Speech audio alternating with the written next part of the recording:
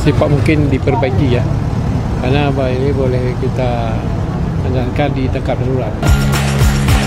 Saudaraku, Gubernur Aceh Muzakir Manaf atau yang akrab disapa Mualim meninjau langsung kondisi permukiman warga yang terkena dampak abrasi langsung di Gampung Lepuk, Kecamatan Senedon, Kabupaten Aceh Utara. Diketahui sebanyak 38 rumah warga di pinggir laut tersebut hilang. Berikut informasi selengkapnya. Saudaraku, Gubernur Aceh Muzakir Manaf atau Mualim meninjau langsung kondisi permukiman warga yang terdampak abrasi laut di Gampung Lepuk, Kecamatan Senedon, Kabupaten Aceh Utara pada Minggu 16 November. Dalam kunjungan tersebut, Mualim menilai kondisi abrasi di kawasan itu sudah berada pada tahap mengkhawatirkan dan memerlukan penanganan cepat untuk mencegah kerusakan yang luas.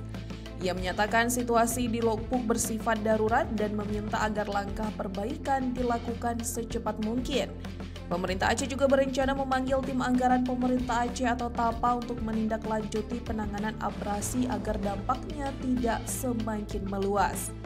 Bupati Aceh Utara Ismail Ajalil atau Ayahwa yang turut mendampingi kunjungan tersebut menyampaikan apresiasi atas perhatian pemerintah Aceh terhadap warga terdampak. Ia mengatakan pemerintah daerah dan masyarakat berharap upaya penanganan segera direalisasikan agar kondisi permukiman kembali aman. Kecik Lepuk T. Bahtiar menjelaskan bahwa abrasi telah merusak permukiman penduduk selama beberapa tahun terakhir dan semakin parah sejak tahun 2019. Berdasarkan data Gampung, terdapat 475 kepala keluarga atau KK di wilayah tersebut dan 214 KK diantaranya terdampak langsung. Sebanyak 38 rumah telah hilang tersapu ombak dan lokasi pemukiman yang sebelumnya padat kini berubah menjadi garis pantai. Ia menambahkan bahwa lahan permukiman yang hilang tersebut memiliki sertifikat resmi.